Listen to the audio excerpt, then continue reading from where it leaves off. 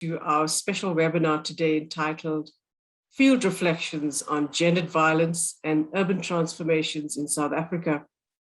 This webinar introduces three young scholars who have begun work on this international project, an international project on violence, which is led by Dr. Manali Desai of the University of Cambridge. The project is a comparative qualitative study of the multiple determinants of gendered violence against women in two major cities. One is in India and the other in South Africa, as cities within countries undergoing rapid transformation. Gender relations and enactments of violence in these countries have multiple interrelated causes that vary of class, race, and gender. The project that we are focusing on engages with factors such as racial or class inequality, poverty, and other contextual and historical factors that come together to make a difference to the enactment of violence, sexual and interpersonal, and against women.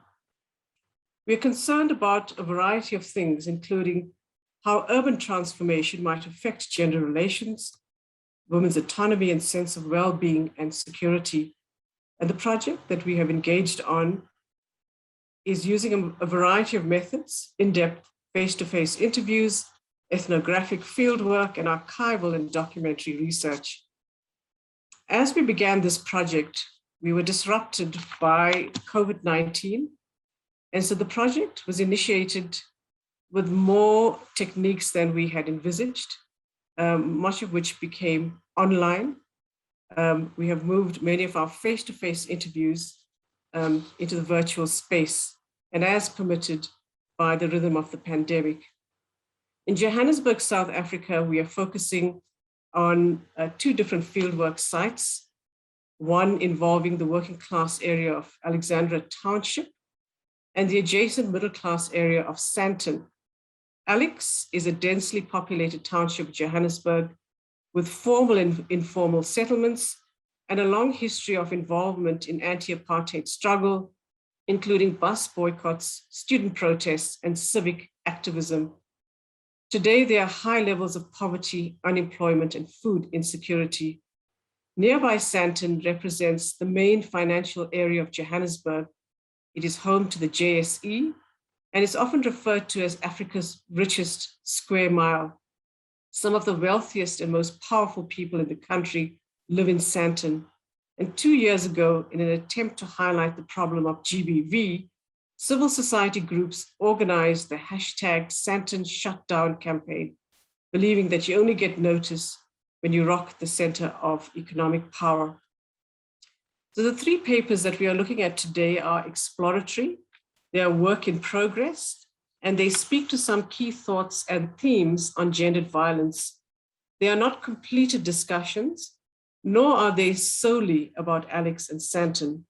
And to engage the speakers, we have two very experienced senior scholars working in the area of violence, Margaret Abraham and Lisa Vetten. Prof. Abraham is on the board of the GendV Project, and Lisa Vetten is the project consultant who has a long-standing association with local community-based organizations. So I welcome you and thank you for being here. The project has also brought in a creative artist whose work is strongly linked to the themes of women's lives and women's struggles.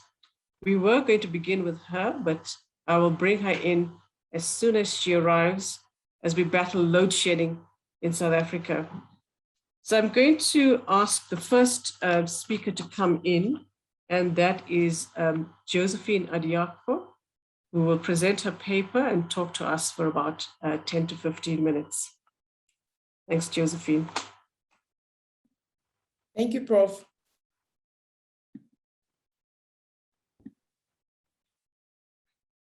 You can go ahead.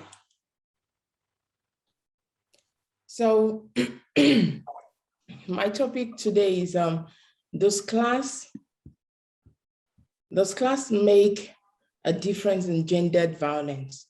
A scoping review of the intersections of class and urban transformation in South Africa. So this question cannot be addressed without recourse to the nature and extent of research on the intersections of intimate intimate partner violence, and the class of women within urban spaces in South Africa.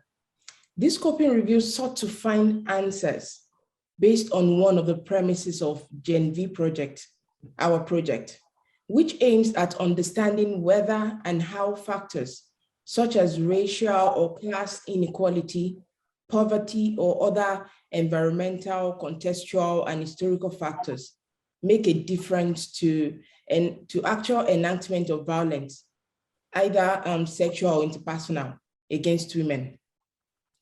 So the scoping review is positioned within the South African literature that presents context and site of gendered violence, rooted in long-standing gender inequality and power imbalances, resulting from institutional and cultural structures. Historically, various combinations of agents have been identified to influence the enactment of violence within intimate settings. From the argument of nature versus nurture, meaning the violence against women may be expounded as natural, based on biological differences, or the feminist argument of social constructions of patriarchal structure and its elements. Other related structural factors, such as psychological impairment of what masculinity entails, substance and alcohol abuse, poverty, and socio-economic positions, also provide a breeding ground for violence. The need to weaponize violence, to exert power and control over women within intimate relationships, whether cohabitation within marriage or outside marriage, is deeply rooted in hegemonic gender relations.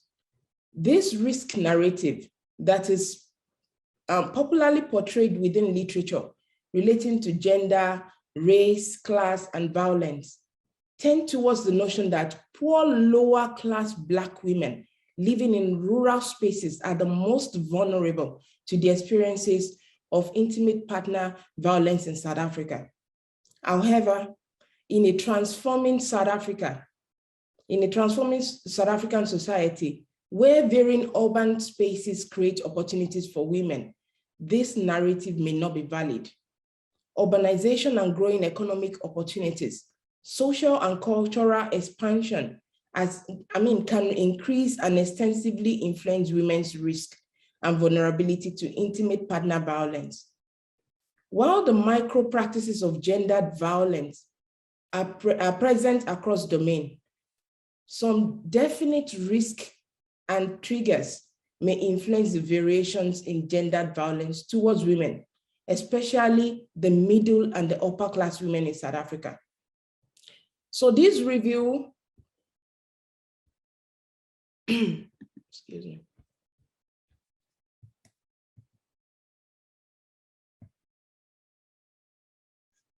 So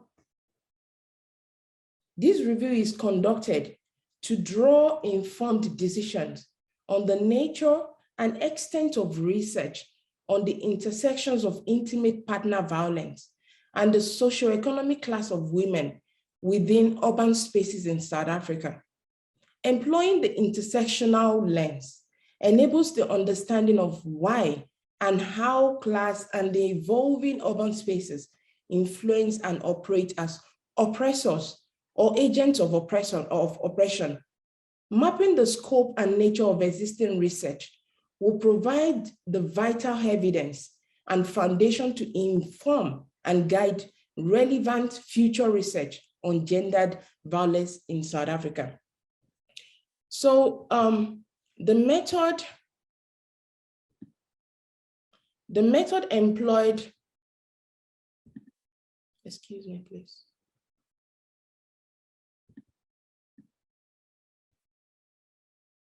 So I followed the Akise and O'Malley's 5-step approach to scoping review, which is developing a relevant research question, identifying the relevant studies, screening and selecting relevant articles, extracting the data analysis, and reporting the result. So looking through the databases of Scopus, sociology and social work research, African Journal Archives, PubMed, and other related database. I was able to find relevant research based on this inclusion criteria. So the literature and documents that were extracted or that were screened and extracted were screened based on their focus on gender-based within urban spaces in South Africa. And they also, the fact that they include women between the ages of 18 and above, because this focus is on women. And it also focused on geographical location within South Africa, specifically the urban spaces. It's also focused, I mean, the literature is also published in English, and between year 2010 and 2021.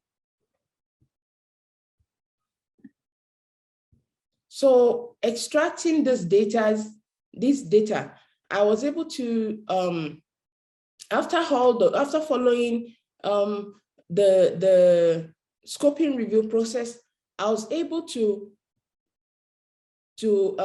the included literature were just 2. So my findings, surprisingly, only 2 peer-reviewed articles met the inclusion criteria, as they identify the nature of the evidence on intimate partner violence against women within the urban space in South Africa, and the trigger and risk factors for gendered violence among urban women based on their class in South Africa. This small number of studies shows the limited attention that has been directed towards intimate partner violence based on the socio-economic class of women in urban spaces in South Africa. Highlighted in the 2 articles are the poverty violence discourse and the normalization of violence within intimate partner spaces. The discourses depict women who are either in denial or who unconsciously ignore their realities of violence. Instead, these women believe and argue that poverty and rural sites influence the enactment of intimate partner violence. Funny enough, they live within this reality, but they believe that other women, their form of violence is not classified as violence. Other important narratives include learned helplessness based on religious instructions and acceptance of hegemonic masculinity. Moreover, control and silence were used to sustain power over this group of women. Isolation, privatization of pain, dominance, and disempowerment were articulated as prevalent. The silence narrative further highlights gap and inaccurate statistics on the upper and middle class women due to their reluctance to break the culture of silence in South Africa. On urban spaces, risk factors and class, prevalent argument shows that irrespective of race, class, and geographical location, either rural or urban, intimate violence is not limited or relative to a specific group of women. Based on the influence of socioeconomic factors on intimate partner violence, financial dependency and poverty are major risk factors of domestic violence. However, culture and the need for control, coupled with socioeconomic class of women, drive gendered violence in South Africa. So, considering findings of this review and existing data relating to these classes of women in South Africa, based on the review that I've done, I drew the conclusion that no high quality evidence from other methodological standpoints was identified. The socioeconomic class factor is particularly important to this research because socioeconomic risk have often been ascribed to the lower class women in rural areas. For instance, one of the studies argued that domestic violence is not class typical. That means that it is whether rural or, lower or upper class or middle class women, it's violence runs across class. as it affects women across all classes and geographical locations. This argument is relatively valid based on their study, which was conducted in Pretoria.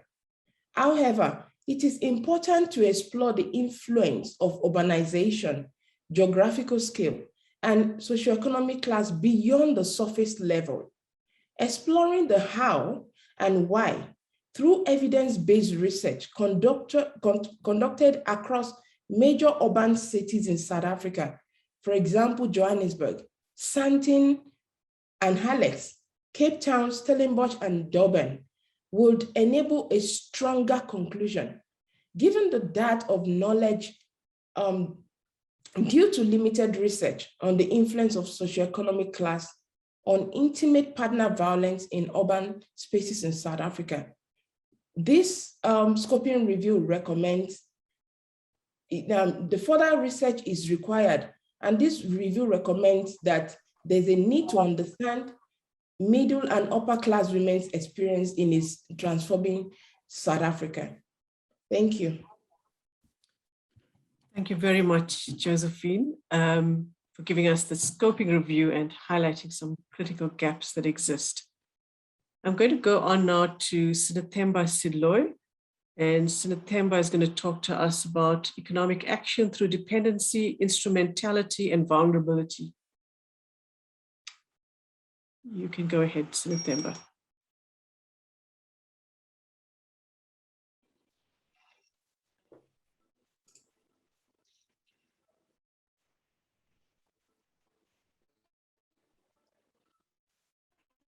Thank you very much, Prof. And thank you everyone for this opportunity to reflect on the lived experiences of young women in township spaces. This paper that I'm sharing today was an observation that I made as I engaged in discussions with young women in Alex. The discussions during data collection, they made me reflect to an earlier study that I did in Ngelizwe Township, Umtata.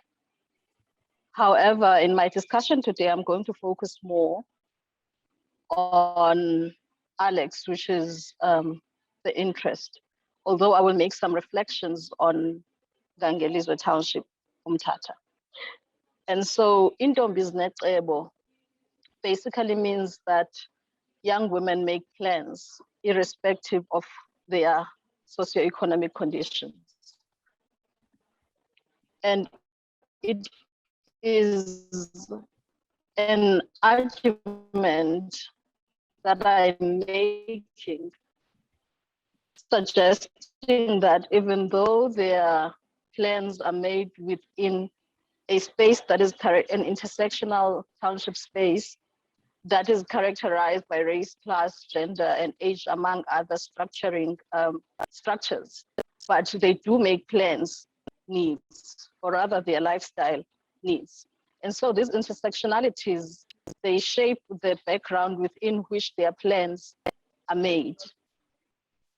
However, these intersectionalities, they also shape township spaces in ways that produce them as heterogeneous, which means that we do not have a specific image of a township. Within township spaces, you get different socioeconomic levels. For example, you get those who are better off than others, and you get those who are really struggling. We are shaped differently depending on how age intersects with gender, with class, with race, as well as other structuring structures.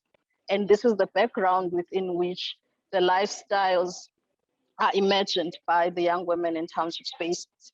So what I'm suggesting, therefore, is that townships, they give young women certain ideas of what to look forward to, or what to idealize, or what to embrace as the ideal.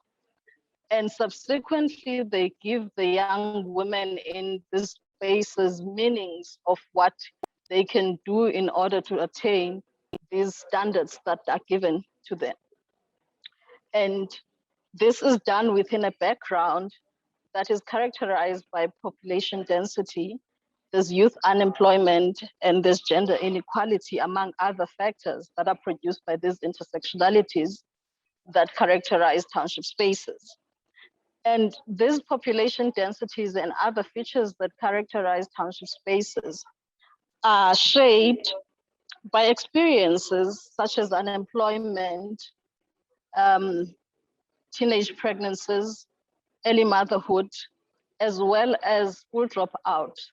These school dropouts, which also occur in a context where some of the young women do not return to school after having given birth to their children, as well as the lack of involvement by the children's fathers in the children's lives. So there's many factors that form the context within which young women dream of whatever it is that they want to become, aspirations of soft life. Soft life is one of the buzzwords now. And so there's aspirations of soft life by the young women. And these aspirations are imagined against their lives that are characterized by the township context. And so it's not just a matter, when I talk about young women making plans, it's basically to suggest that those young women have to imagine what they want to aspire to, as well as imagine the means through which they must aspire. I mean, sort of have access to these lifestyles. And these are imagined against these other conflicting sort of realities, socio-economic realities that characterize the township space. And from this realization, then I suggest that townships present themselves as cultural spaces. What I mean is that township spaces then give women images of what is in, of what is ideal. They give them dreams to aspire towards. They also give them certain means of how to attain what they can do, what they cannot do.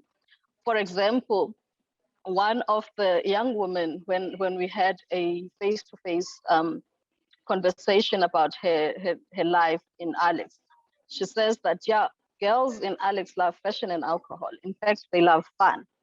This is also that status thing. Like when I first dated my boyfriend, I was like, here's a car.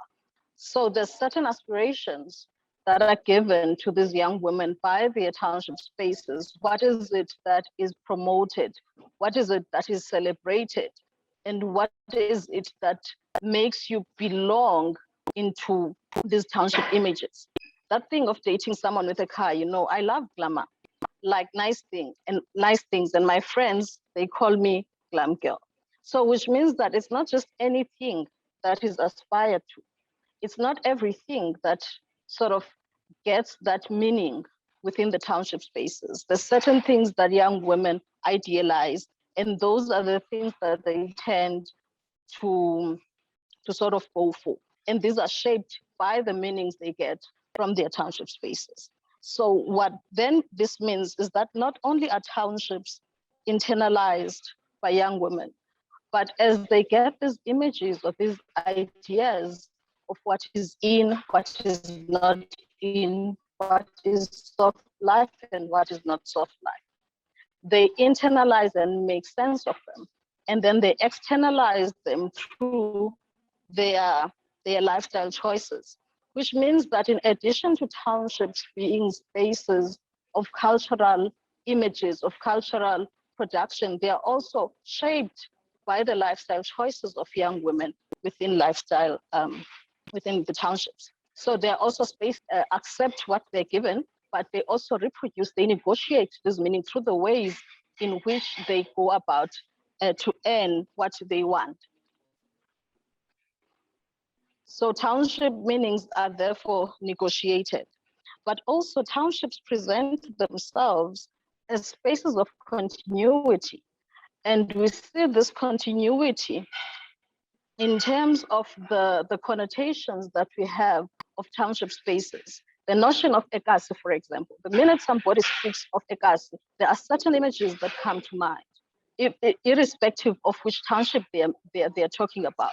We think of images of violence, for example, because it's normalized that in township, love is rife is rough, there's violence, there's normlessness.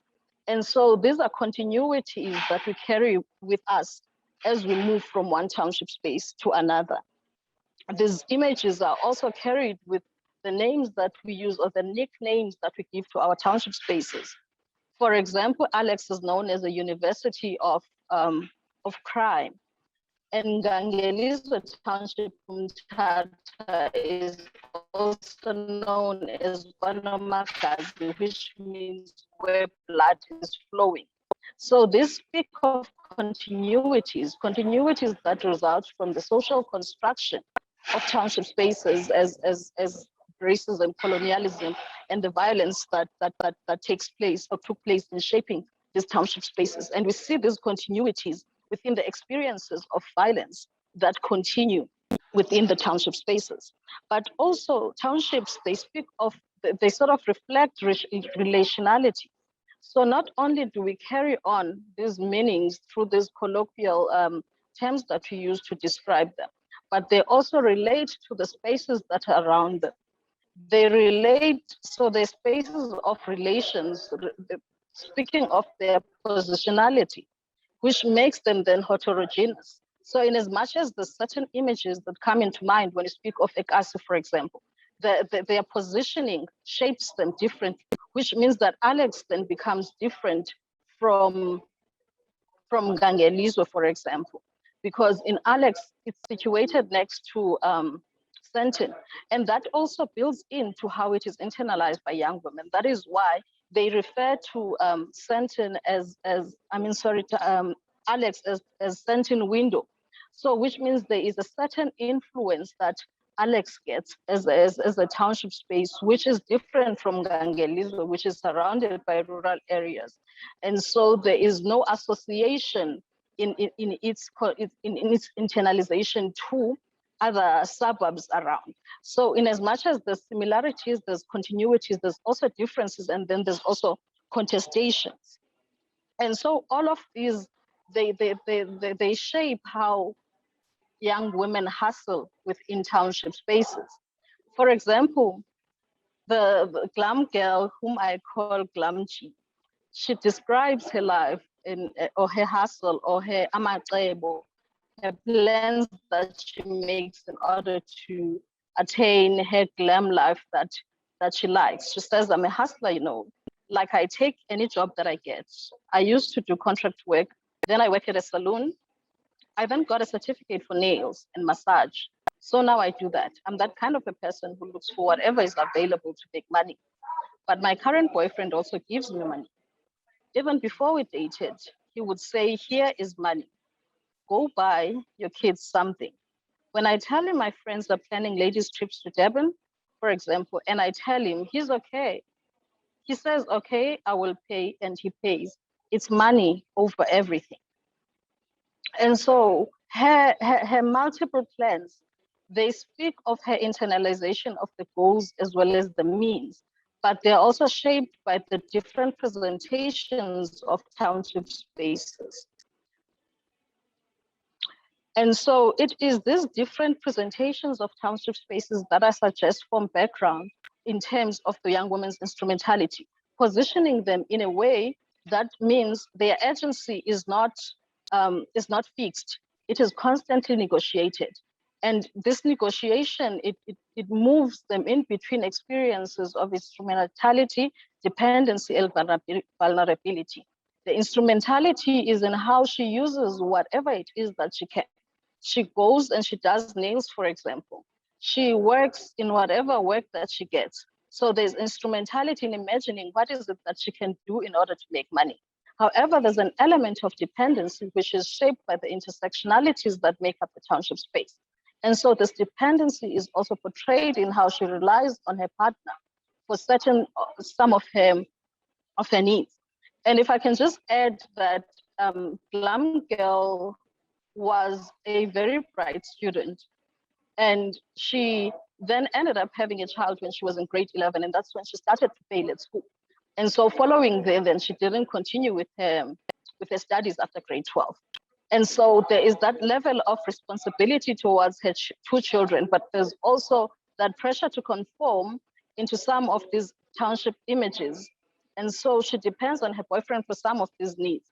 But there's also then a level of vulnerability, which is also shaped by these intersectionalities that form background into these young women's lifestyle choices. And so it is within these experiences of vulnerability where she says that my boyfriend used to beat me. He started slapping me, and then it escalated. He once beat me all day while we were sitting in his car.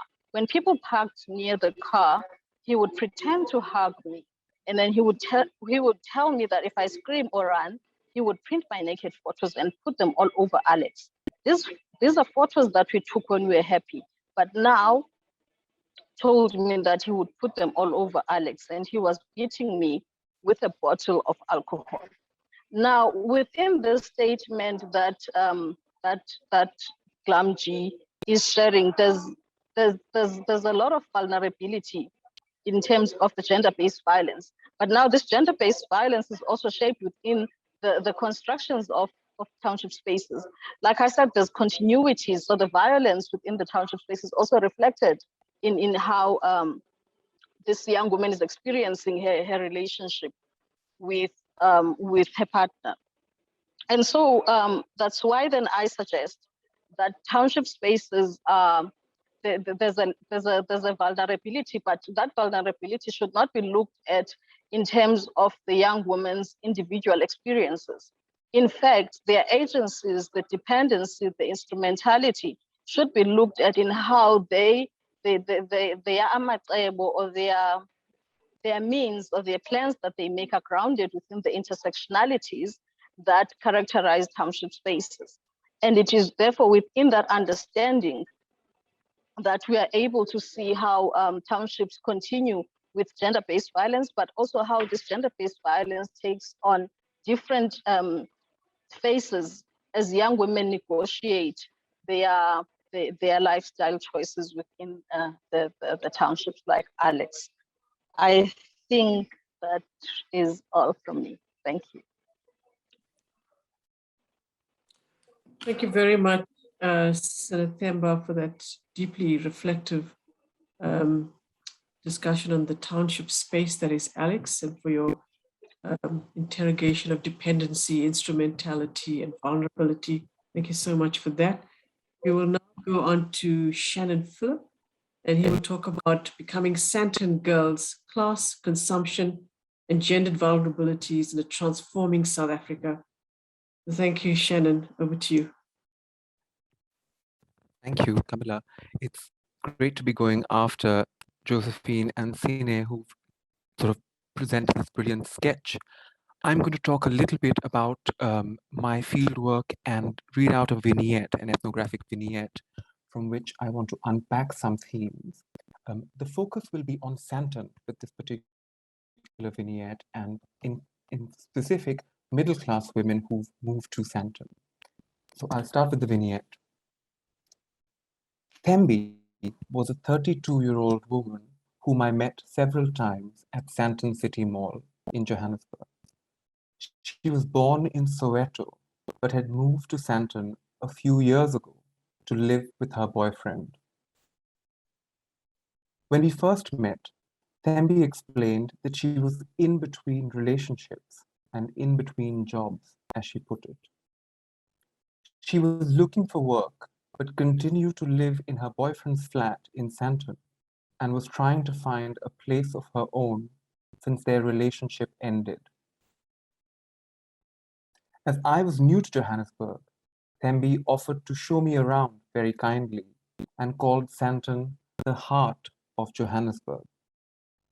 She instructed me, don't make friends anywhere else in the city.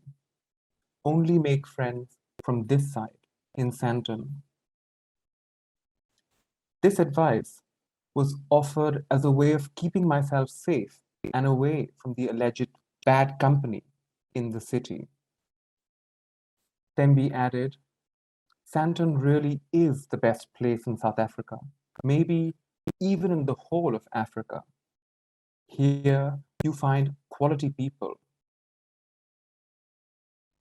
Apart from valuing Sandton as the heart of Johannesburg, She also thought of it as a safe space. She explained, Joburg is so unsafe, you know.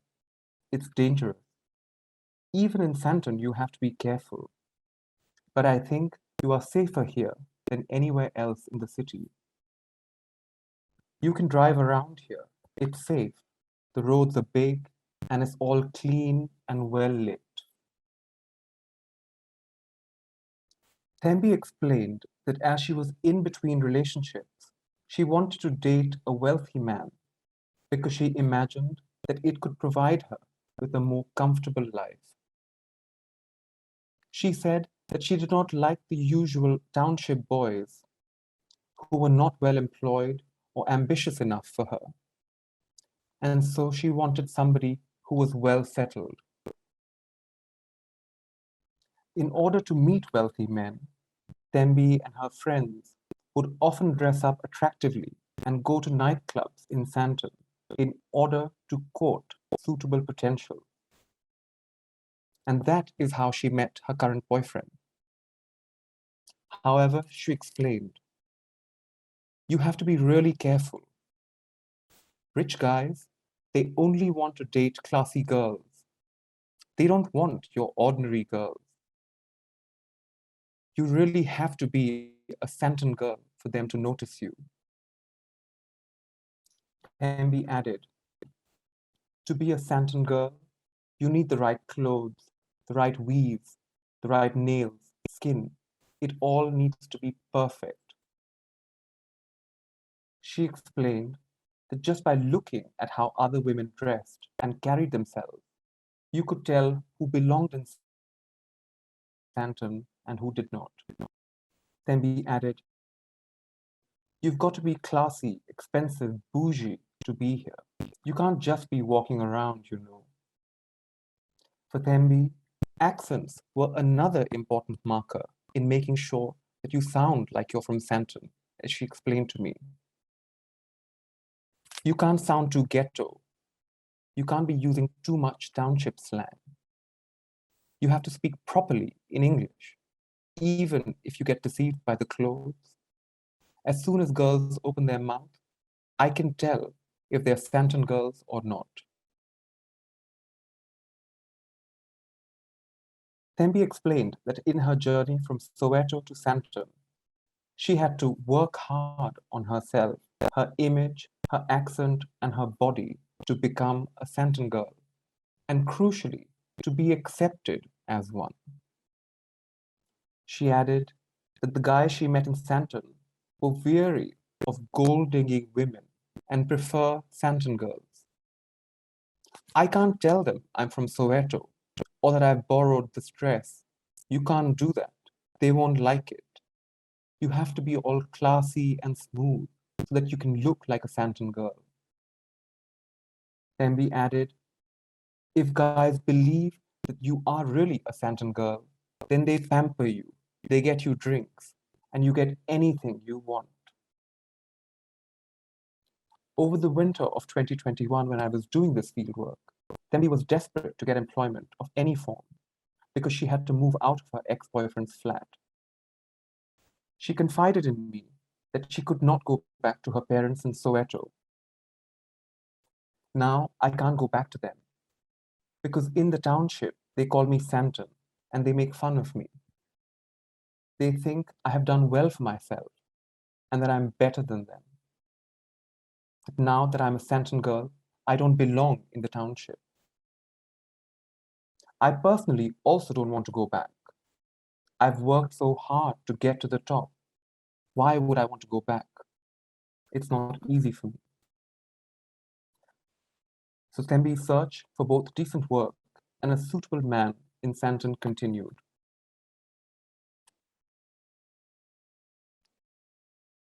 Now, this vignette has several themes that need some careful unpacking. First of all, though, Thembi's story is not exceptional or unique. It was a narrative amongst several women I spoke to and interviewed in Sandton. At the same time, Thembi's story is not representative of all Black middle-class women that were interviewed during the fieldwork. Yet, Thembi's story points to some important themes and social dynamics that bring together the politics of class, respectability, gender, urban space, and consumption in creating desirable bodies and identities rooted in the urban inequality of post-apartheid South Africa. To pick just 4 themes to briefly unpack. The vignette firstly points to the rise of the Black middle classes and the imaginary of Sandton as a new South Africa. Deborah Posel writes about a long history of both gendered and racial classed narratives of consumption that have defined South Africa, and the particular rise of consumption amongst the Black middle classes in the post-apartheid South Africa moment. This process also sees with it the retreat of white capital from the center of the Johannesburg business district and its migration to Sandton in the north of the city. Both these processes come together to not just create Sandton as an imaginary of a new post-apartheid, post-racial, economically liberalized South Africa, but also the possibilities of Black capital, Black status, and identity that can be fertile and grown in Sandton. So in that sense, Sandton occupies a very important imaginary, not just for Johannesburg, but for South Africa as a whole, becoming the heart of Johannesburg and the heart of South Africa, as Tembi would suggest. The second theme I want to briefly touch upon are the precarious commodified femininities that are now becoming quite present and dominant in middle class or Sandton-based gendered context. In this process, as we see from Tembi's story, there is an embodiment of becoming a Sandton girl, where consumption, ideas of gender, and appropriate forms of being, talking, dressing, and appearing come together. There is a desperate attempt to mask any anxieties, insecurities, and imperfections in the claims to become a Sandton girl. On young women like Tembi, there is great pressure to appear like they are in fact Sandton girls. And there is a desperate attempt to seek masculine validation and approval. This precariousness not only shapes women's experiences, but also gives rise to new gendered anxieties and vulnerabilities within the context of a post-apartheid Black middle class. The third theme I'd briefly touch upon are the narratives of urban safety and unsafeness that we also see in Tembi's story. For Tembi and for many young women that I interviewed in Sandton, Sandton was seen as a safer place with better people. And this broader idea of a dirt and grime narrative about Johannesburg as an unsafe place where women need protection. In this context, women not only aspire to be in Sandton from status and consumptive points of view, but also as a safe place to be. Yet at the same time, they conflate ideas of poverty and inequality with violence and look down on townships and various other spaces as naturally unsafe with naturally not good people. In this context, women also require high levels of consumption in order to maintain an appearance of being and becoming Sandton girls. Yet, at the same time, their social, economic, and gendered positions are extremely precarious, whilst they continue to encourage narratives of safety in Sandton and unsafeness elsewhere. The fourth theme that I want to finally touch upon are these new gendered vulnerabilities, anxieties, and violences. In the story of Tembi, for example, there is great anxiety about to the township. The very move, social and spatial, from the township to Sandton is marked as a journey in the right direction. And great anxiety and efforts are put in to manage and maintain this idea of a good life in Sandton. In a following paper that I explore, when violence does occur in the lives of middle-class Sandton women, they tend to manage these violences and intimate tensions within the confines of their relationships and normative frameworks of respectability and being Sandton girls. There are several other themes that we can touch upon in this vignette, but for the sake of time, I'll leave it for these vignettes and conclude by suggesting that the process of becoming Sandton girl is a complex and important one in our thinking and study of a transforming South Africa, and particularly looking at the vulnerabilities that middle-class respectabilities and middle-class femininities are now creating for women in a transforming South Africa. Thank you very much. Thank you very much, Shannon, for that carefully unpacked discussion, highlighting some critical themes on Sandton girls. So we've had our three speakers, and they've spoken to a wide range of issues related to the core narratives emerging out of the study. And I'd like to ask one of our commentators, Professor Margaret Abraham, to come in now. Professor Abraham is a professor of sociology at Hofstra University, and I know her as one of the past presidents of the International Sociological Association. And Prof. Abraham is one of our leading experts on gender-based violence. So welcome, Margaret, and we look forward to your comments. Thank you. Hello, everyone.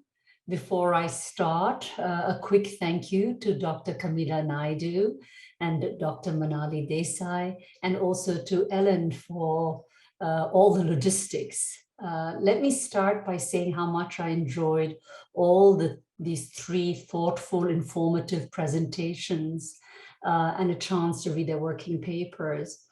I have a limited amount of time, and but what I'm going to try and do is share some common aspects as well as some, and then give some aspects, talk about some aspects on the individual papers.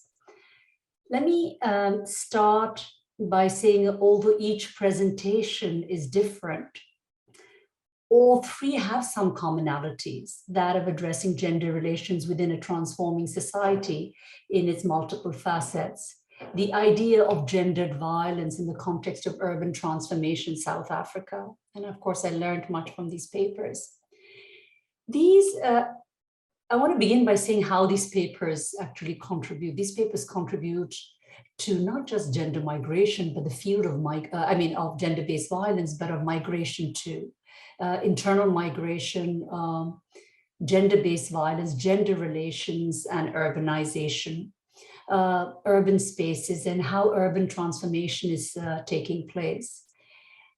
They also provide an important context and history of the past and the present. They help us to partially rectify a gap in the published research in these areas. And I think each of the presenters actually showed this. There are three important contributions that Josephine, Sinethemba, and Shannon, I think, together provide us as researchers. First, I think all three show the complex linkages between class, race, gender, and space, and its implications for gendered violence.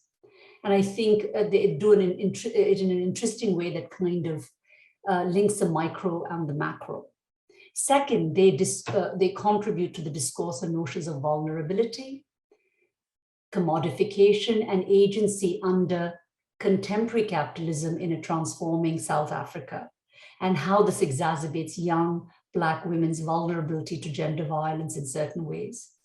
And what they do is they substantiate it through the findings of their respective research, which I'll go into later.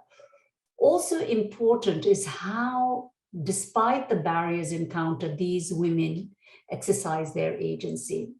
And to me, throughout, as I read these papers, it's trying to work this very interesting connect between vulnerability and agency. And I know there are people who've written about it, but how we need to spend a little more time on what we mean by vulnerability and how we think about the framing of agency too in the context of gender-based violence and its limitations, but also its possibilities.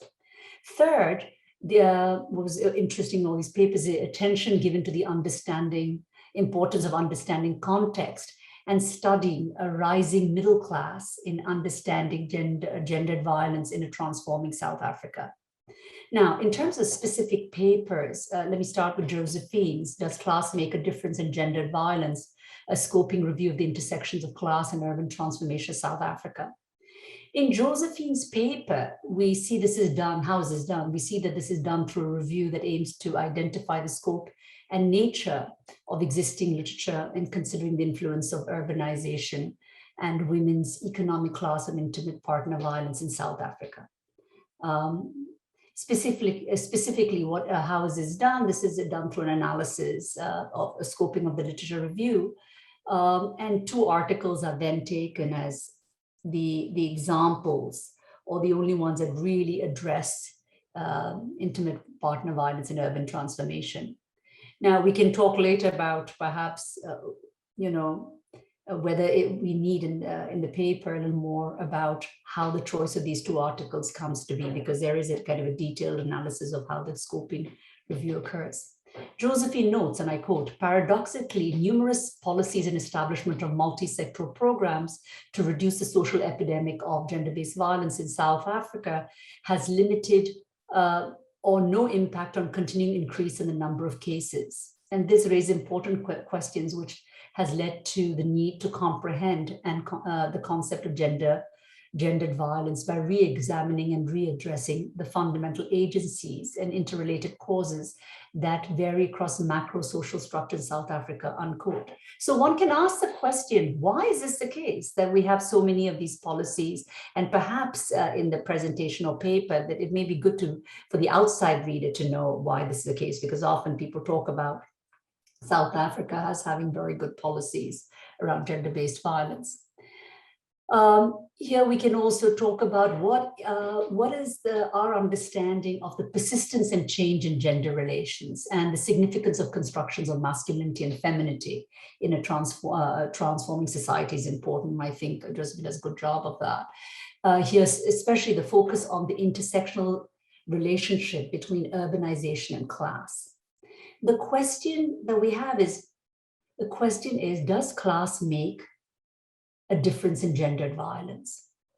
And to quote, what is the nature and extent of research on the intersections of intimate partner violence and the socio-economic class of women within urban safe space in South Africa? It seems that, from what you say, Josephine, that is very, very limited.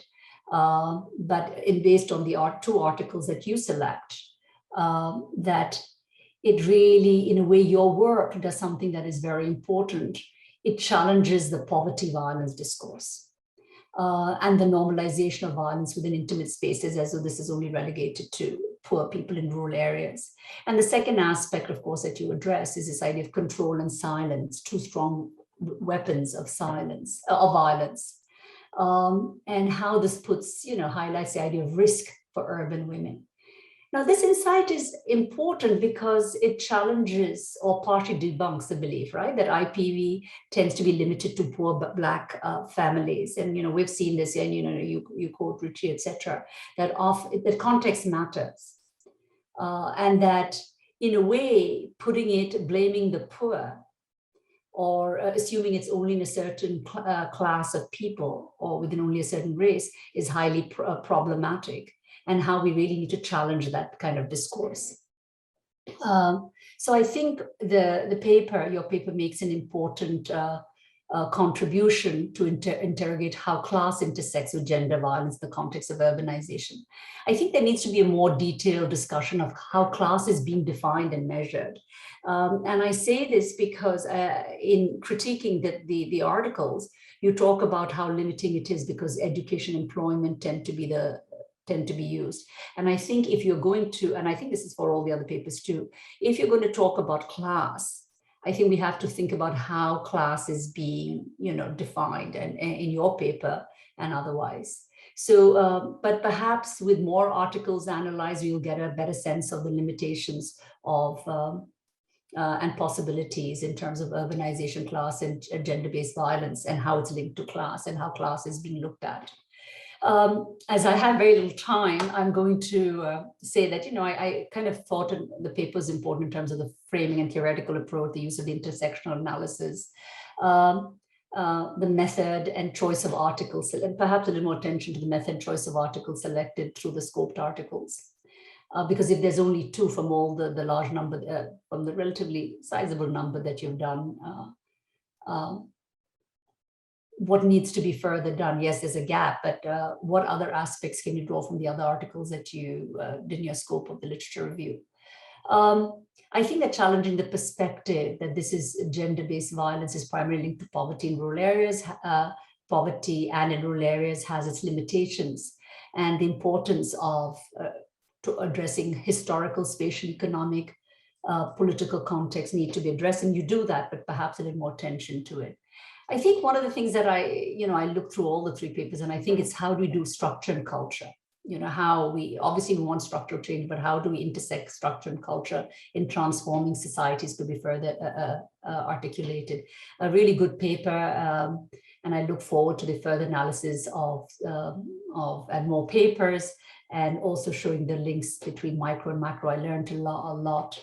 I think particularly your, you began addressing that in this presentation, to the emphasis on the role of images and aspirations in townships. Perhaps you can also link it to commodification capitalism and the notion of imagery and imaginary. And as I'll end by saying that for Josephine's paper, that rightfully recommends that we need to have ongoing research on the intersections of urbanization, socio-economic, class, and gender-based violence. And hopefully your work, and I think your work will draw attention to such research. Let me move to the second paper by Sinethemba Sidloyi, which I also thought was wonderful. The second paper focuses on uncovering the dialectical interplay between women's social space and subjective lifestyles goals, its implication on the reproduction of gendered inequalities that address the livelihoods of young women into townships. And in your presentation, you focus a little more, Alex, township. Your paper really showed me, as I was reading, and I quote, agency among young women is intertwined with experience of dependency and vulnerability, unquote. And what these experiences of dependency and vulnerability are and how they underlie the socio-economic instrumentality through which women secure their finances. Now, as I read through the entire paper, which I thought was really thoughtful and reflective and provides insight, this emphasis, right, on agency of young women, and again comes back to how we connect agency and vulnerability. And I'd like to see a little bit on that conceptually in all 3 papers, including yours. I think you did a great job of trying to see what you mean by agency, and how agency, as and I quote, as a meaningful socioeconomic action that young women engage in daily towards meeting their lifestyle goals, actions framed through the notion of hustling, right? And the whole concept was the concept of better versus bare life, that, people aspire for a better life, and they aspire for a better life in conditions, and your paper points to that, under insecure economic situations, right? Insecure economic situations, struggles for resources, and how risk and vulnerability to gender-based violence is through transactional sexual relationships. And I think, there are different schools of thought. I've read this in the context of papers on India too, but how do we talk about this transactional analysis, right? I mean, transactional relationship. And how do we talk about risk, vulnerability, and agencies, especially so that it's, it doesn't seem just it doesn't seem as its choice. You do spend a time talking about, the structural barriers that they encounter, and that this is a conscious decision to some degree based on the structure and the poverty and the kind of situation in Alex Township, and a way of kind of the struggle for responses. And you do a great job of talking both about lifestyles, but also about responsibilities, right? And how this plays out. And I wondered if we could have had a little more space in your presentation, more than your presentation in the paper, about how this is really a function of a transforming society, but also about, a past history and a post-apartheid society. So two key aspects that I got from your paper is, which I think are really important. We see the role of consumption of goods not as random, but communicate certain identities of experience of belonging. And this is such an important concept that everybody wants to belong, right? In some way. And really, this consumption of goods in specific ways is really a part of the experience of belonging, and it's navigated, but it's also so structural, right? It's that intersection between structure and culture, and the fact that it's not random, but it's also a way to meet the demands and responsibilities. And this is where we talk about agency in a very interesting way too, right? Well, you call negotiating multiple economic strategies, financial and emotional responsibilities that increase vulnerability and increase vulnerability in agencies. And so perhaps a little more in the paper on that would be in your paper as you write, or in the research would be interesting to kind of flesh that out.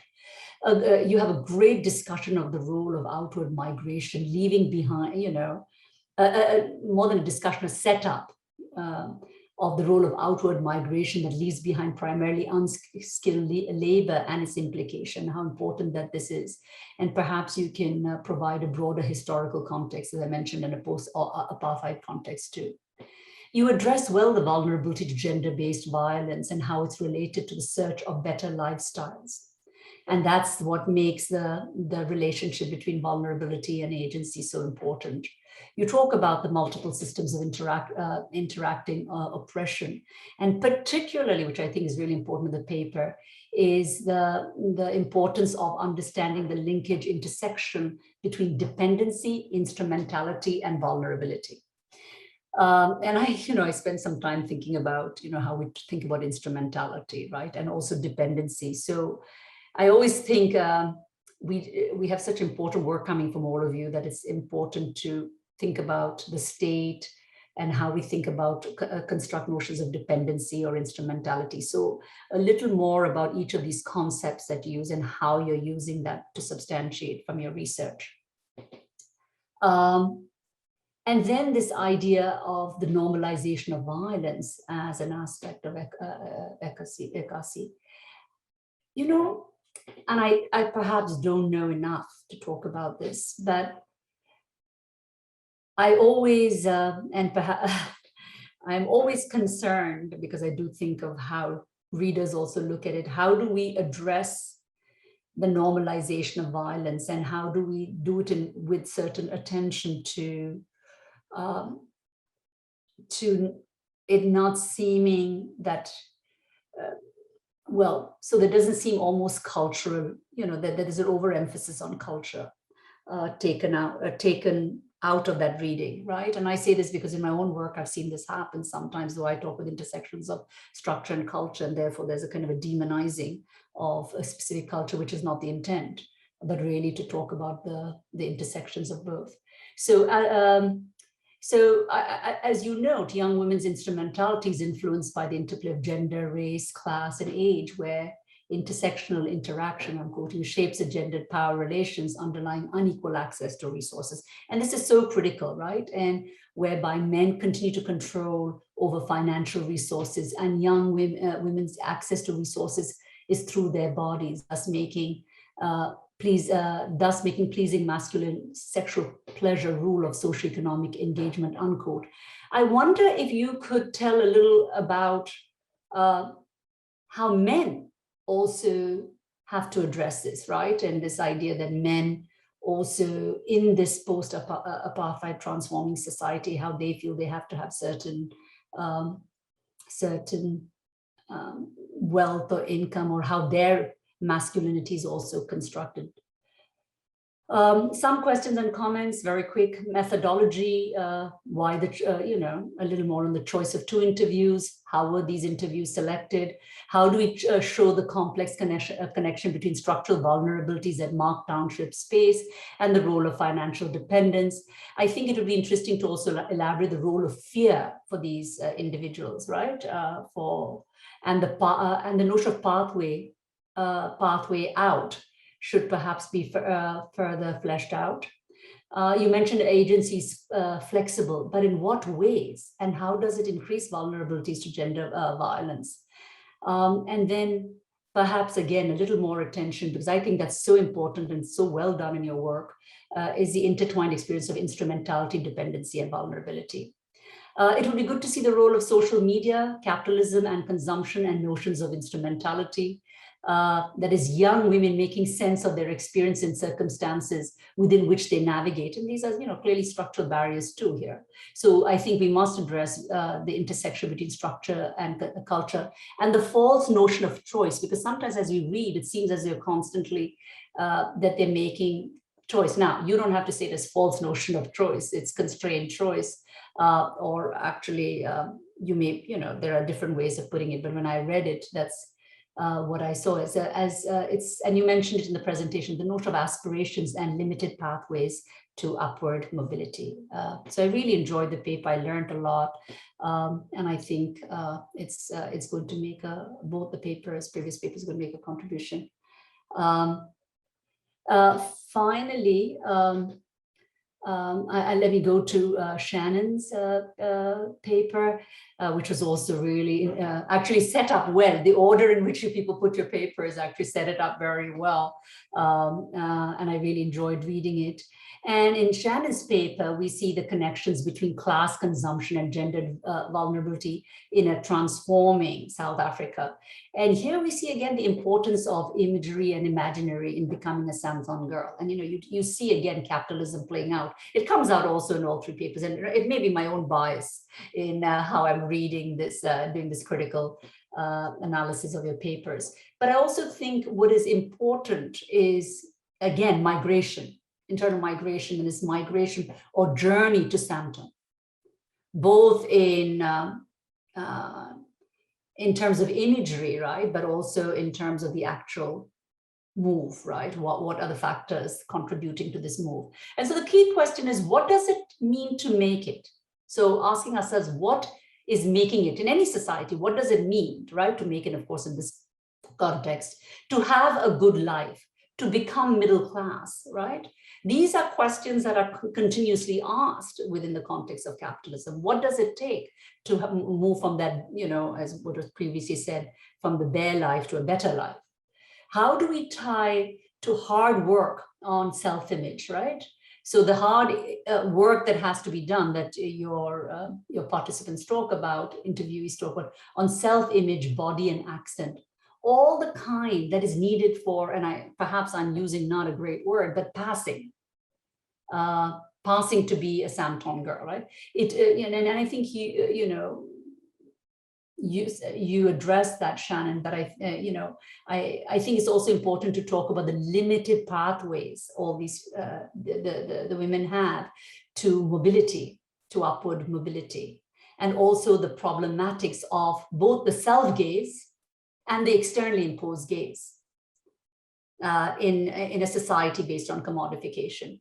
So, and in these urban spaces. So Shannon draws our attention to some important, and I quote, some important themes and social dynamics that bring together the politics of class, respectability, gender, urban space, and consumption in creating desirable bodies and identities rooted in the urban inequality of post-apartheid South Africa. And here I think, again, we come to this idea of belonging, right? This need to belong to community or township or suburbs, or as a way to becoming middle class. And I think all the 3 papers tie those very well, and how they actually contribute to the vulnerabilities to gender-based violence. Shannon notes that, and I quote, Sandton represents more than just an affluent northern suburb. It represents a lifestyle and an identity which is exceptional, spectacular, unquote. Sandton becomes a manifestation of a transformed South Africa, and where he shows it, where Intombi and several other research participants can enjoy the pleasures of being in this new South Africa. So what is this new South Africa? What are the markers of the new South Africa? And how does this urban space then shape, impact on gender or contribute to gender-based violence? The process of becoming a Sandton girl is also based on the idea of not being a township girl anymore. So, right, what do we leave from the past? Or how do we migrate? And where are we moving toward? Or coming from and so this is where, I think all of you do a brilliant job of, talk with this urban space and the kind of migration and upward mobility of moving from township to suburb and how important that is. Consumption in particular becomes a tangible way in which this new South Africa is experienced. And I found that in all your papers, right? And Shannon too, and that's why I said it kind of set up well with you saying the importance to pay attention to what is entailed in the performative aspect of being middle class. And I think all of you talk about that and how the problematics of it, and that this aspiration and performance actually contributes in important ways to experiencing gender-based violence, race and class violence, the intersections, right, based on your location. So through critically studying what it takes to be a Sandton girl provides an understanding of the politics of class, race, gender, and space, how they intersect. And I think that's an important contribution of the paper. The process of consuming and demonstrating belonging is extremely gendered, as you note, raced and classed. It's a process that is gendered, raced, and classed, and those intersections and how they contribute to then gender-based violence. So, and gendered relations. So the notion, which again, I thought was very interesting, is this idea in your paper, but also mentioned in the previous one, is of security. What is security? In this case, is moving from the township to the suburb, right? A place of middle-class values. And what to me, and that's why I think all of you should also connect to, do, but not should, suggest, is around capitalism, right? Because safe space is largely privatized, securitized, and commodified, as you mentioned. And so how do we talk about this connection to gender violence, right? And this comes at a cost, right? It comes as a cost of, that of the body, right? Of gendered relation, of femininity, of identity, right? And it all comes down, to this idea, and you mentioned it, but I think could be put in all three, of this notion of neoliberal self-responsibility, right? And I think in a way that, understanding to me also comes to gender-based violence, right? That you're making certain choices, almost as though that's the consequence, right? And you make that kind of informed decision. And it's put in the word of agency, which to me is very interesting because I think agency plays out in very interesting ways, and vulnerability when you talk within the larger capitalist discourse. I've passed my time, so this, however, must be understood in the context of high urban unemployment. So when we look at these choices, or quote unquote choices, we have to contextualize all of this and the kind of violence in the context of high unemployment, precariousness of the jobs people have, or the lack of jobs, and as you mentioned, the idea of earlier of dependence, right? Dependence. And so I would like a little more on the, in all about the role of the state, right? The fear of loss of status, of insecure status, and how insecure status contributes to gender-based violence. Even if there is agency, of course there is agency, but how it contributes to increased vulnerabilities and risk. And the challenge and complexity of and precarity of navigating the socio-economic demands of Sandton. So the importance of this article, your paper, is how feminities and spaces are classed, raised and gendered in particular ways that lead both to the two sides of the coin of vulnerabilities as well as agency, right, for young Black women. However, it also shows us a need to critically evaluate the role of commodification now, in the past, and in the future, and its connection to gender identities in a rapidly transforming South Africa. And for those of us outside of South Africa, it'd be interesting to see what we see as a kind of, what typifies the transforming or understandings of a transforming South Africa. So I will say, Shannon, you talk about 75 interviews of men and women, and you provide these vignettes. Perhaps some setup of why you chose these 2 vignettes from all of the 75 would be helpful. I tend to look at methodology quite often, and so it would be good when we're doing qualitative studies. And I understand you have your rationale, but for the outsider to read. So let me conclude by saying together that these 3 excellent presentations address the intersections of class, race, gender, age, and space. And they address issues of migration, commodification, capitalism, and transforming South Africa, and how, through an intersection analysis, we see this contributes to gender-based violence or gendered violence. What I'd like to see a little more in depth is a complex relationship and a more nuanced understanding for all of us. And you do that, but if it can be strengthened on vulnerability and agency, of precarity and gender-based violence in these new spaces, but also linking it to past histories, a little more on the notion of belonging and non-belonging, and the juxtaposition, to me, which is so interesting throughout in all yours on urban spaces, of safe and unsafe spaces, and how this impacts gendered violence and how people try to get out of it, right?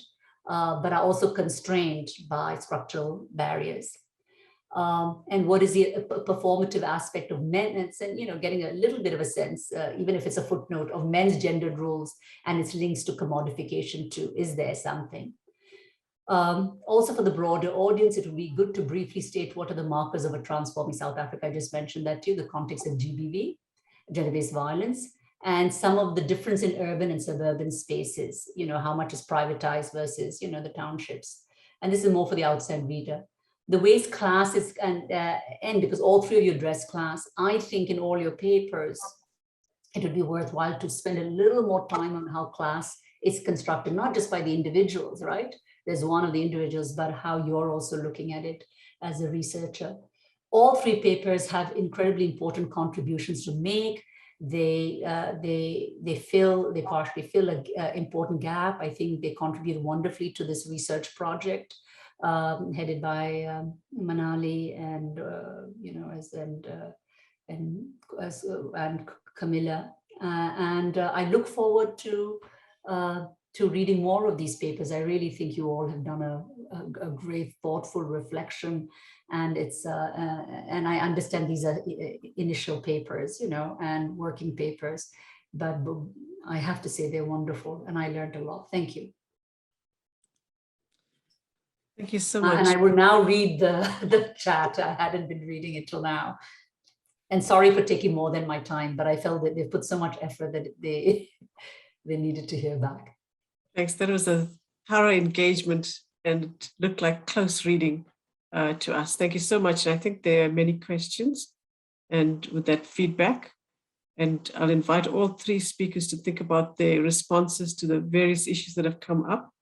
But before you respond, we will go to Lisa Vetten. Lisa is currently a project consultant based at UJ, but central to this particular project. And she's also, as many of you would know, one of our most experienced activists in the area of gender-based violence. Thank you very much, Lisa. Thanks very much, Camilla, and good afternoon to everyone.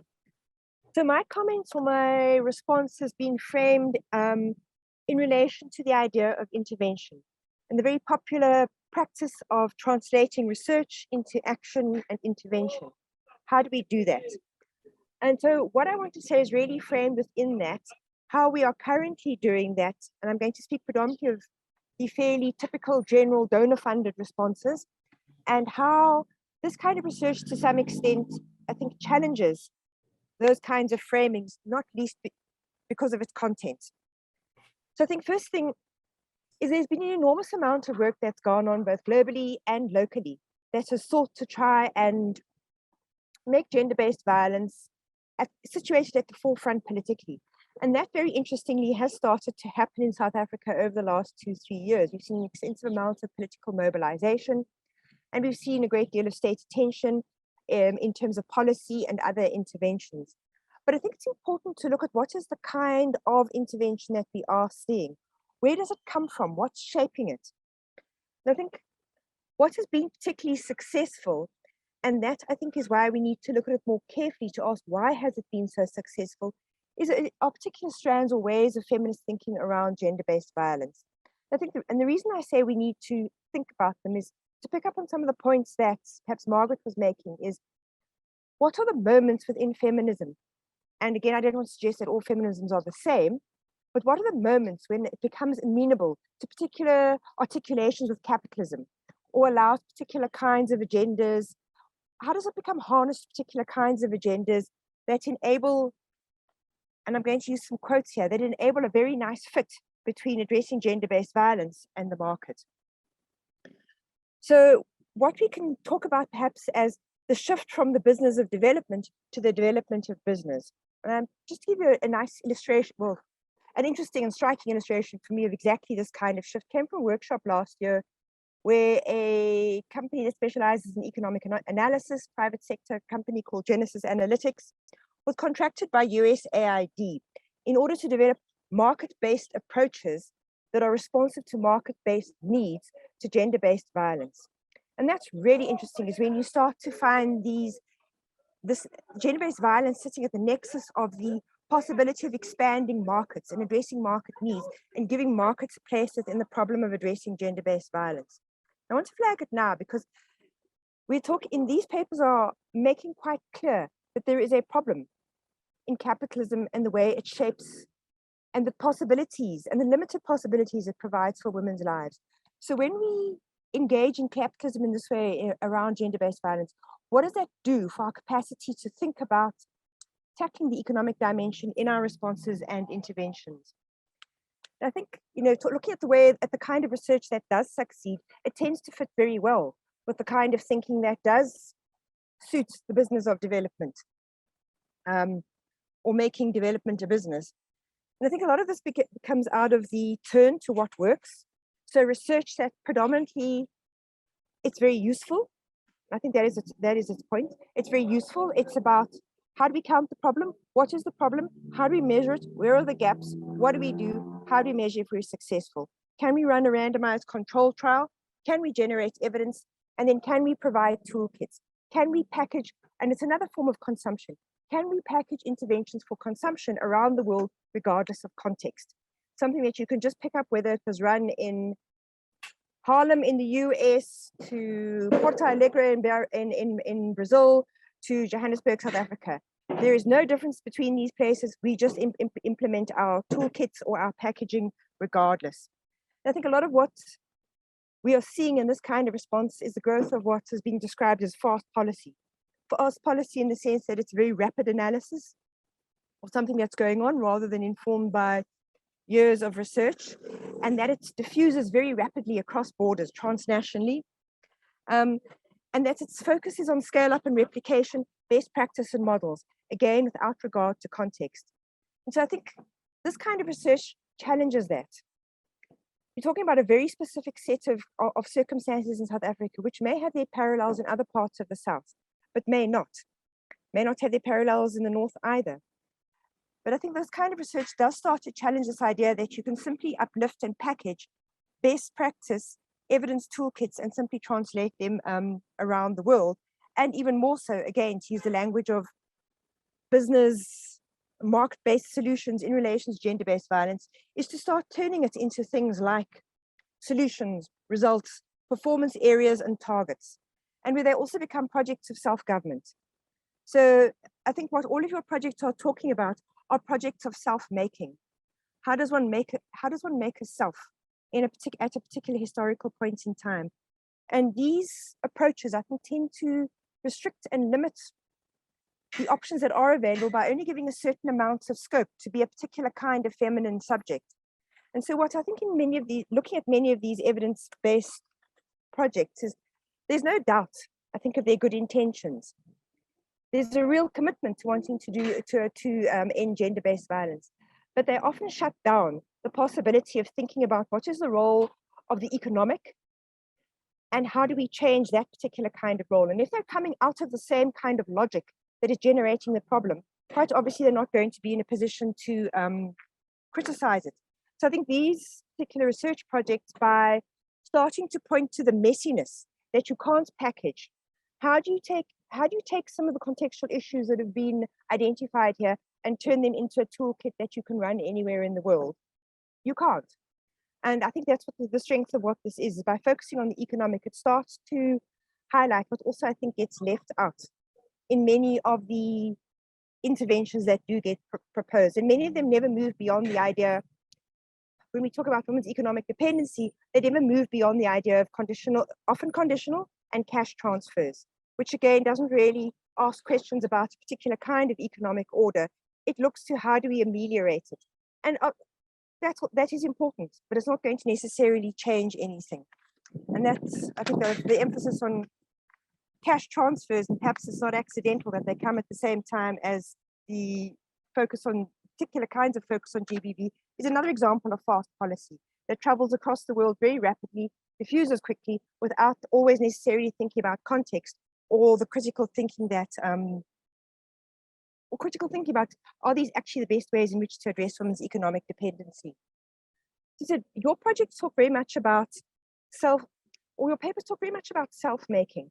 How does one go about making a self in a world that is focused so much on appearance, surfaces, and to use Margaret's words, passing and consumption? And what is it like to live in a world where you perhaps don't exist, where you can't pass, where you can't appear, and where you cannot consume and you cannot demonstrate that you are making it? So those become really interesting questions in terms of thinking about, if you are trying to move beyond the idea of giving NGOs projects to go and run in communities, is how do you translate that into something much more critical, into being able to reflect on how do we build a kind of critical analysis of looking at what it is that you have in order to try and make your way in the world, to be recognized. And some of the instrumentality, for instance, that Sine and Shannon are speaking about. How do we build a kind of consciousness that can start to think about that and critique it? I think also what is also very interesting is how do some of our interventions perhaps not reinforce these self-same tendencies? And here I'm thinking of some of the approaches that that are sometimes attached to gender-based violence interventions that look at ideas of building your social capital. And there's a very fine line between that starting to work towards thinking of yourself as an enterprising, hustling self or a capital. How do you take what you are and who you are and make it capital in order to get by in the world? And how does that kind of thinking of yourself as having capital or being capital encourage you to think of yourself in highly calculating ways that may create this illusion that your papers are highlighting of choices to be instrumental, but don't necessarily ask you to look at the underlying questions of why your choices around what you can do in order to hustle are so limited. And how helpful is it ultimately in order to perhaps further create that separation inside in yourself when you start to think about how to turn yourself into a brand, into an image? How does that perhaps reinforce those kinds of difficulties around being able to pass, around being able to look like you are succeeding and like you're making it in the world? I think what your papers are also talking to is some very old and difficult tensions, perhaps in thinking around gender-based violence, that are not satisfactorily resolved. And I think this has a lot to do with these questions of who is the deserving subject of intervention. And here I think one links into some old and long-standing ideas that are very classed around victims and women and men. To use a very nice phrase, I think from the 1980s, somebody was writing about this, who spoke about the drunken bum theory of wife beating. And what he was really referring to was the tendency to reduce men's violence to very class-based ideas around being a drunk and a loser, and that's why you are abusive. And I think it's been picked up, been picked up in a number of the presentations around how we need to move beyond those kinds of ideas. But I think it's also created a tension around how to think about women who are middle class. How do we think about women's situation within domestic violence relationships that don't depend on them having to be virtuous victims? I think people are quite comfortable with understanding domestic violence and the big question of why don't women leave, when you can put it in terms of economic dependency, which is why it is easier more often than not to think about poor women, because they become blameless. They're economically dependent on their partners. They have, and again, this question of choice and agency, they don't really have a choice. They are there because the options are simply awful. There is no real choice. But when we start talking about women who are middle class, then I think a far more judgmental, critical approach starts to interfere with our thinking. And there it starts to become much more around the basis of, well, you do have resources, you do have money, perhaps you even have your own job, you have the house, but you still stay. Do you not perhaps like it? Are you not perhaps enjoying it? And I'm putting this in very crude terms, it's the kind of language you might just hear, you know, when you're in workshops dealing with police officers or magistrates or whoever around this question of why don't you leave? Because if you're staying with him, is the violence really that bad, or are you getting something else out of it? And here I think is where one also gets into all these extremely difficult, long-standing stereotypes around women as gold diggers and as parasites, or as being trivial and frivolous, that they would rather sacrifice they would rather have a nice house, nice hair, and nice nails and be beaten. So I think there's a whole range of very difficult stereotypes, and I'm putting this in quite crude terms, but there are a whole range of really difficult stereotypes to be grappling with when we think about middle-class women or women who have some access to resources and why they remain in relationships. So they are not virtuous and deserving victims of intervention traditionally. And I think is why so many of our programs and our thinking tends to focus on how do we assist poorer women. So I think this is an area that we are challenged to think about if we are thinking about trying to reform our thinking, not reform, but to try and come up with something that is more challenging and more transformative in how we think about domestic violence, is this idea of the economic and how it works in different ways in terms of how do we think about women in different kinds of ways. And the last set of points I want to come to, I think, is to link back to some of what I was talking about around how gender-based violence, certainly in South Africa, if I look at some of the language and where it's traveling, is becoming linked to business, market, corporation, and capitalism.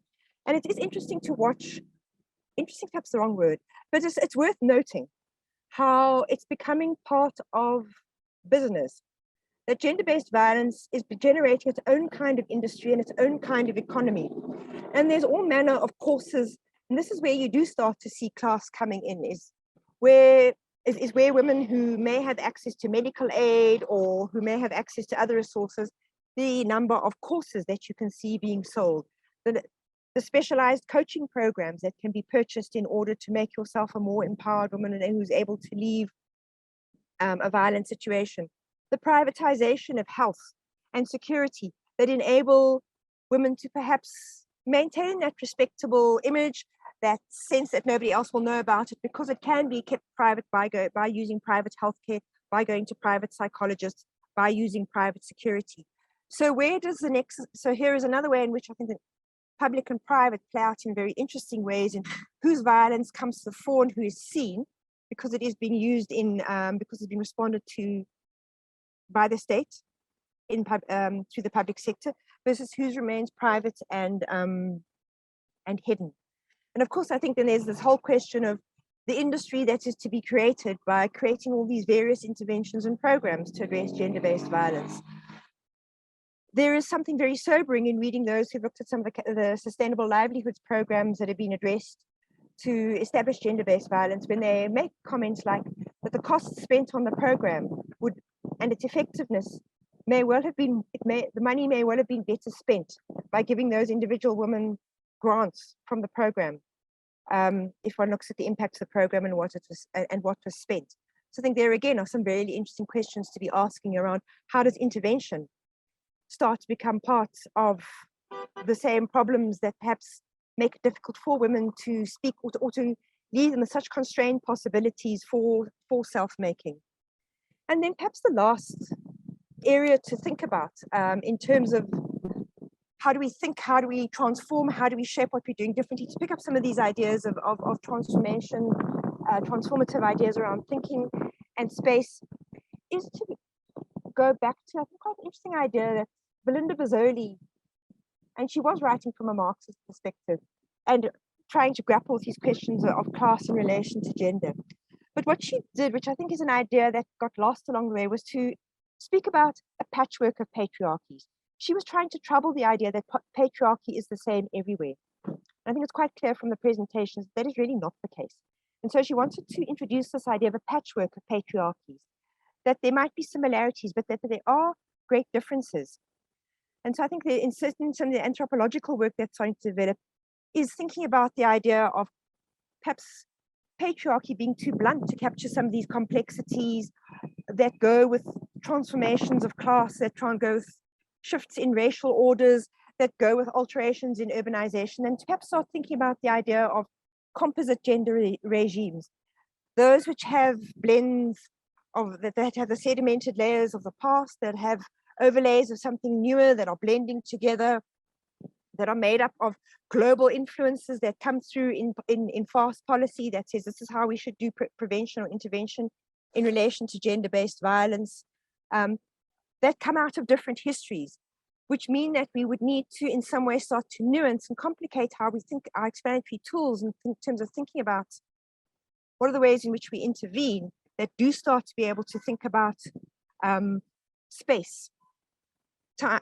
history, gender, race, class, in all kinds of ways. And perhaps that might be the benefit of where the research lies, not necessarily in going off to create a new program or project on how to make women less economically dependent, but how do we open up our thinking in much broader ways to encompass much more expansive understanding of gender regimes and how this translates into opportunity, constraints, vulnerabilities of everyday life. So I think it's research that, as I said, doesn't go into, certainly doesn't suggest a nice toolkit to be developed by tomorrow, but pushes us and opens us up into new ways of thinking that could perhaps help us to think about better policies that take in a much more complex social reality. Thank you. Thank you very much, Lisa, for those excellent feedback. I think we're starting to get some questions on the Q&A and chat, but perhaps we could ask our three speakers for any preliminary responses. If you can just, yeah. Would you like to come in, Josephine, first, or whoever would like to come in to respond to the question? I really want to appreciate Margaret and Lisa for their feedback. Most especially Margaret. I really appreciate those feedback and I'll work on the paper. Thank you so much. Okay, I mean, some of the comments that were made relate to, is there anything you'd like to say? I mean, the points are taken, is that what you're saying? And you will look at some of the issues of definition and conceptualization, like what is class? And how do we explore issues of class using the survey? Should you expand the pool? Right. Yeah. Specifically expanding, expanding the scope and the number of literature that I engaged with. So there's a need to actually look more in depth, so which I'll do. Okay, and Sinethemba, I mean, there were quite a few questions for you. Would you like to comment? Sinethemba? Is that me or?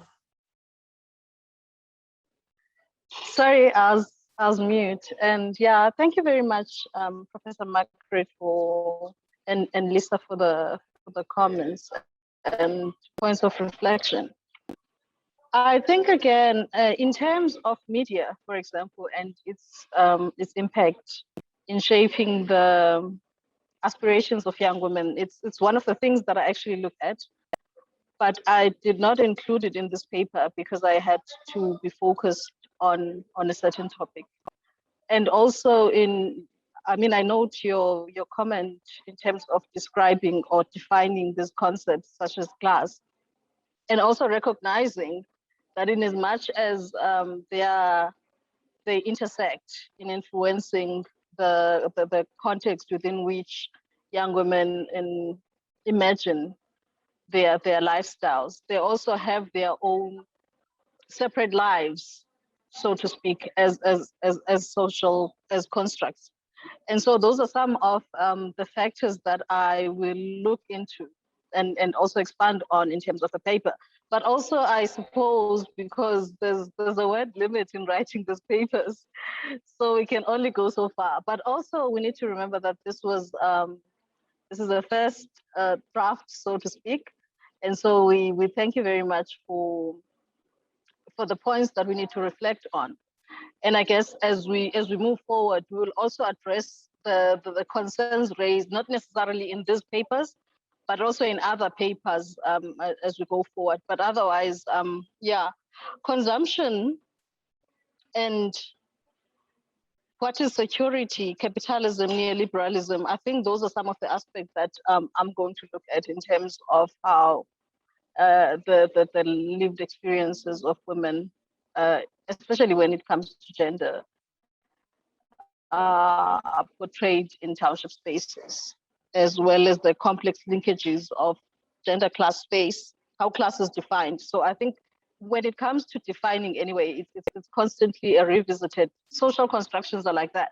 We sort of have to constantly go back and forth in looking at how the definitions that we had actually change with the changes in social spaces. That's why I said that social spaces, township spaces are negotiated, because there's changes in as much as they have a historic construction, but also there's challenges in terms of even the way in which the young women internalize them, but also there's challenges in terms of how men within the spaces internalize them. So there's negotiations, there's reconstructions, there's the shifts here and there, but also there's resistances. So those are some of the things that I will look at as I revisit the paper. So thank you very much. Thank you. Shannon? Yes, just to also add my great thanks and appreciation for both Margaret and Lisa and their insightful comments. Several things, I've made a whole list of notes here. But both Margaret and Lisa, you've both highlighted the need for thinking about the self and sort of sense of belonging. And Margaret, the idea of unbelonging or not belonging. I think that's so central for women in Sandton. That's sort of at the heart of the anxiety, to build a self, this neoliberal self that will then belong in a certain place. And it needs to be perhaps an authentic belonging. So in the mall, for example, a lot of these middle-class women will look down upon the girls from Alexandra, the township, or Soweto, or other poorer girls, saying that they don't really belong. They're here in Sandton, but they are not Sandton girls. They don't belong. So I think these questions are really crucial. The idea of the drunken bum theory that Lisa has suggested, again, such a fascinating thought. And I also perhaps want to put that drunken bum theory is commonly used by women in Sandton. You know, who does the violence? It's actually men who are unemployed, men who have not enough power or material security, or the ones who are drunk or drugged. They are the violent ones. But masculine entitlement, masculine privilege, control over their bodies is not really critically thought about. It's sort of blunted out in the way gender operates or is organized. So I think that theory itself of who the good men are in discursive terms and who the bad men are can be helpful to think about. Then leading on to masculinities, the commodification of masculinities, the demand that men put on women, that Margaret, you suggested, maybe it would be quite helpful to think about these Sandton middle-class men and what they demand of these women to belong in Sandton. And finally, again, Margaret, the role of fear was such an important point, I thought, and I've made a big note on that. And fear as something that is the fear of the city, the fear of moving around, the fear of nighttime, the fear of the township, dark spaces, unlit spaces, as well as the fear of men. And that fear perhaps being part of a continuum of violence, where physical violence is at one end, but this fear itself as violent for women. What produces that fear, to use Umla Kola's words, the social production of that fear, would be quite interesting to think about. So thank you very much indeed. Huge amount of notes. Very grateful. Thank you. Thank you very much. I see there's one question in the chat and one in the Q&A, and both the questions are from Matodzi Amisi. So let me just raise the one question. Question is, could it be that our analysis and lens through which we get to look at African women experiences and therefore the possibility of demonizing certain places and spaces and cultures is shaped by the fact that our research tends to focus on African communities and excludes other communities with similar socioeconomic conditions? So part of our starting point for this project was precisely to avoid such a reality and to bring in and utilize an intersectional lens. So I wonder if Sinethemba and or Shannon can just refer to the intersectional lens. Who have we interviewed? And the project is still in progress, so the interviews are still happening. But is the focus only on particular communities, or are we looking broadly? Actually, the focus on the project is not only in particular communities. We're looking at, in South Africa, we're looking at Sandton as well as Alex. However, these are the papers that we are reflecting on as part of the project, but otherwise we've looked at different communities. And even within those communities, we haven't only looked at a specific race. We've got voices from white women, for example. We've got a range of experiences that will come out even as we do more papers and as we do more reflections. So this is the first part of our presentation, but otherwise, in terms of looking at the experiences, of course, there's also reasons why it becomes easier to sort of access certain spaces. And those are some of the things that we're questioning even as we engage in the studies, that you find that it's easier to access African spaces, for example, whereas it's more difficult to access spaces such as Sandton. And those are some of the questions that we are reflecting on even as we engage in the study. I think Shannon can elaborate on that. Yes, completely. Just to sort of build on what Sinethemba is suggesting, we've interviewed a range of white women, Indian women, and Black women in Sandton, particularly because Sandton is a mixed demographic. And actually, so this focus is not just on African women. And we're using race, in fact, as an analytic to inquire into and deeply probe the different forms of femininity and how race is playing with gender, co-constructing it. So, for example, one of the thoughts that we are having is about how race and class are perhaps coming together to create narratives about township, shared narratives amongst wealthy Indian, Black, and white women about who the dangerous person is in South Africa or where that danger comes from. And how those narratives then are based on a class solidarity or a shared class background, which might be racially diverse. But equally then how race is structuring that and shifting that. So in that sense, to just back up what Sinethemba said, it's not a focus on a particular racial group, it's to look at racial dynamics and how they're interacting with the forces of class, gender, and the space itself. So I'll leave it there. Thank you very much. I don't see any further critical questions. I'm going to ask Dr. Manali Desai to just make any relevant comments, and then we'll ask Dr. Linda Some to come in and add her final comments. Okay, no, thank you, Camilla. Well, thank you. I just want to thank Margaret and Lisa for such a helpful and sort of thoughtful set of comments. And Margaret, I mean, just to start with something you said, you picked up very well on the way in which we're trying to break with the poverty violence discourse. And we've grappled from the very outset with this question of how much studies replicate these stereotypes about class locations of domestic violence, and of course racialized locations of domestic violence as well, and then how these converge in particular contexts, and of course this is a comparative study between India and South Africa, but we can see the commonalities across the two sites.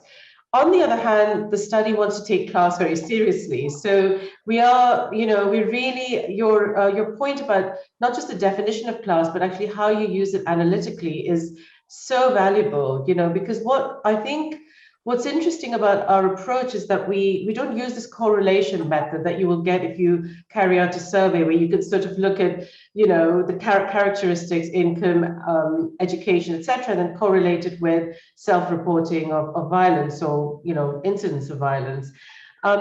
The methodologically, the approach here is really to look at change, to look at flux and what's happening in the context of, as you say, neoliberal transformation. How do men and women, who are kind of, who are making themselves or constructing themselves in the context of these very complex intersections, and that means, in a sense, in violence, the question of what is violence as a discourse, where the violence is done, how it's resisted, how it's imagined, has to be located within that process of change. So methodologically, we simultaneously pay attention not only to where the violence is happening, as you might in, say, a police record or in a court, but also to how it's being talked about, imagined, and so forth. So there's a sort of, we treat violence itself as a kind of multi-dimensional construct in the real world, So I just wanted to really kind of highlight that, and I think your questions really will push us to thinking very, very, carefully about that. And Lisa, I just wanted to also, say from the outset, I think you've really appreciated as a practitioner with all of your experience, just what it is that what we can contribute. And I think you're absolutely right. We won't have an overnight toolkit, but I think we can start to open up questions of thinking about violence as something that exists in a setting, in a context in which women have certain forms of agencies, strategies of self-making and vulnerabilities. And this question of vulnerability and agency that Margaret brought about, I think connects very well with Lisa's point as well, that you can't just throw money at a program or ask women to be better educated or something like that and solve the problem as such. So I very much appreciate your comments, and I just want to say thank you to both of you for that, and thank you to the presenters as well for your very interesting and different, but at the same time very connected insights. And I think finally, just to say that I think I see so many parallels with the work that we're doing in India. When you talk about Sandton, for example, I think of Gurgaon, and I think that it's very interesting the sort of ways in which these spaces are being imagined, and then how the question of violence gets constructed within these spaces, and how women negotiate that. So there's so much more comparative work as well that is going to come out of the project. We didn't get to touch on in these events, but just to flag that up, and yeah, I'll stop there. But yeah, thank you. Thank you very much, Manali. And now finally, we'll ask Dr. Linus Some to come in and close this event. Thank you. Thanks, Camilla. I think Margaret and Lisa have both responded very robustly to the papers. So I just wanted to raise some points that struck me as I also read the papers, and I think some of them have come up in the discussion, and points that really could be the basis of our ongoing reflection. So Josephine is responding to the question regarding what, you're basically asking, what does the literature tell us about gendered violence, in particular relation to urban transformation? And you're asking how this violence limits the autonomy of women through social control and normative constructions of femininity and masculinity. I guess it's a question that is it's written within the broader project that we are doing. And a further another question that I think is really important that you're raising is why, despite numerous laws, policies and the establishment of multi-sectoral programs in GBV, has there been so little or no impact? Not even impact, it's that the cases keep rising, even though, what is being missed. And I think at the core of this is the extent to which the codification of anti-GBV laws and policies can respond to, this context of fluidity and ever-changing social context, which you and also Sinethemba speak about. Sinethemba is dealing with the question of fluidity and contingency in the way in which location structures experiences of women and produces certain subjectivities. And I thought one of the most interesting things that you are reflecting on, Sinethemba, is how we might reconcile the fact of women as agentic beings to their experience of violence. And I think this is part of what Lisa was talking about. Where is the line drawn? How do we understand gendered violence within the scope of necessity? The necessity to survive and even to thrive. It's not just survival. And it seems that in the socio-economic negotiations of independence, violence itself becomes, at least from what you're describing, violence itself seems to become the boundary between women's agency and their vulnerability. In a sense, you're trying to point us to where we should, at what conjunctures we should be understanding violence. Consumerism as a trope connects both the township and the suburb. And I think Margaret raised this quite extensively in your review. Consumerism connects these two realms, but I think it is interesting to see through Sinethemba and Shannon's work what consumerism does in these different class locations, right? The narratives of becoming someone of value and of belonging are common to both sides, but they seem to function in markedly different social and cultural ways. And I think this might be a point of further reflection and comparison between the two sides.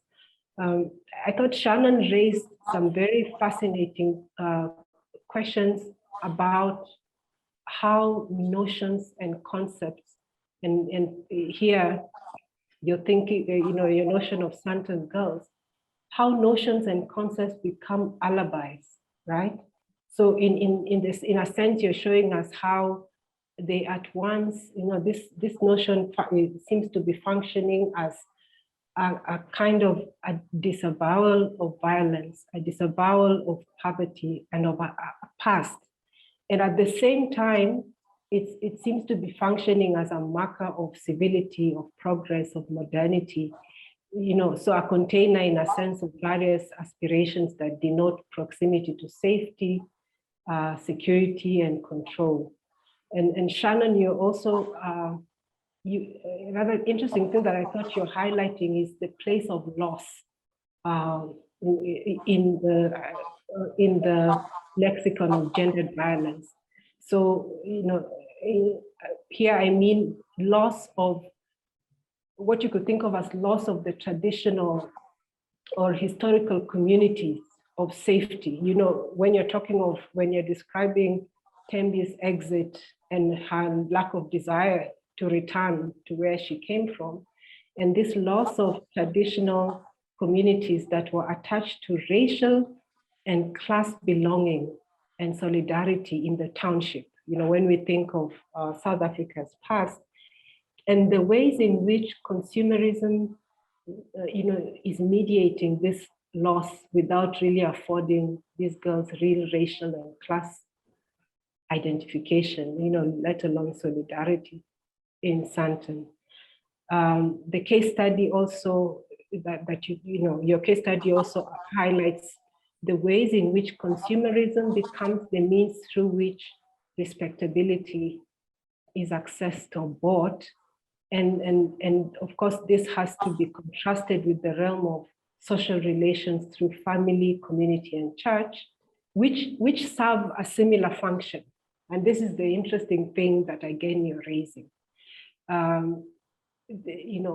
Consumerism stands for, what it does. I think this is the active thing I'm trying to say, serves the same thing, when they're talking of respectability and so on, the same functions that family and community and church serve.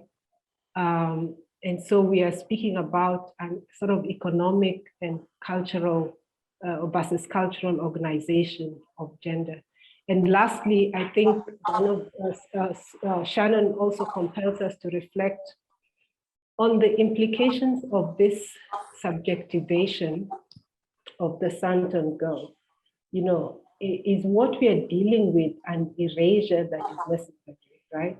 So does personal safety and security demand, because some part of what you're describing seems to be, maybe dehistoricization is not the right word, but how do we think of the structural continuities of gendered violence in South Africa through this subjectivation of a figure of opulence that the Sandton girl becomes, and that other disavowal that is at the back of this. So many, many questions, I think all very fascinating projects, ongoing projects, and which, we invite everyone who is attending here to continue engaging with through the different forums in the project. There are a number of websites that are active in relation to India and South Africa, and in the main project website, and through other forums such as this. So thanks all who joined us today. Thank you to all the three presenters, to the two wonderful discussants, and my colleagues. Thank you very much.